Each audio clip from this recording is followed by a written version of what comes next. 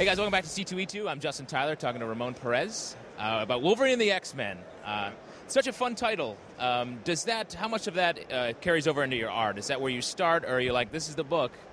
I mean, Jason wrote a hilarious script. I remember getting the first copy and just laughing out loud at a few of the moments, the dialogue. The characters are just so whimsical and interesting. They play off each other really nicely. And, I mean, he has fun with it, and then that translates into me having fun with it. Because, I mean, when you're enjoying the script and you're laughing, and you kind of just put that into your art as you're working on the book.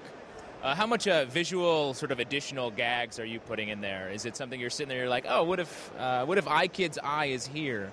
Oh, well, I mean, yeah, like with iBoy, for example. I mean, I had his eyes looking in particular places. Like, every panel, he's always checking out Shark Girl. Yeah. His little crush, or like, you know, certain sound effects like Sonic Blam or something. I'll just throw in because I think it's funny when Quentin Quire is using his psionic shotgun kind of thing, right? But so I'll sneak in little things here and there if I think they play with the characters, but only if it's going to kind of just riff, not if it's going to overwhelm the panel kind of thing. But yeah, there's a lot of little fun things in there.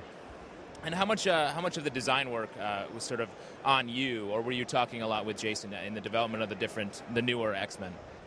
I mean, I think the majority of them were pretty much designed. I think Nick Bradshaw sent me a couple of concept sketches for Shark Girl, and iBoy had appeared in the background of panel. So really, I was just kind of riffing, doing my own take on the characters. So I tried to give them their own personality, their own body language, you know, whatever I mean, from Quire to Kid Apocalypse, you know.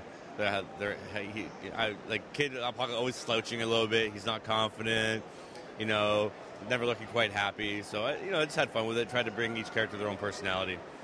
If the tone sort of shifts a little bit as the series goes on, can you imagine like a darker, grittier version of your work sliding in here? I mean, I like to transform my work. And I might be working on another title at Marvel. Nothing's locked down, but it is a darker, grittier title. So I'll definitely kind of just adjust my art a little bit to go that way. And how does that change in your actual just drawing of it? Well, I mean, just the way I tackle the characters might be more angular, might be a little bit more shadow work. I mean, I can't really say offhand. I kind of get into that when I just dive into a script. Like with Wolverine and the X-Men, I kept it very clean, very kind of like Wally Wood almost. Yeah. No real cast shadows. It was just black on the suits, clean line work, and just had more cartooning with the faces. So, I mean, I would still carry that a little bit of that over into a darker series because, I mean, you need that cartooning to kind of convey emotions, I think. But probably the mood and the staging of a lot of things would change a little bit. So, I mean, I like the challenge, and that's what keeps comics interesting, right? I don't want to draw the same thing all the time. So. Yeah. And how does it affect doing something, like you're saying, the darker stuff and this sort of lighter stuff in time? Like, is it harder, or does it take longer to do one or the other? Not really. I mean, I think humor stuff is probably the hardest. Anybody can go darker, just slap some shadows in. I mean, like 90% of comics seem to be dark and gritty these days.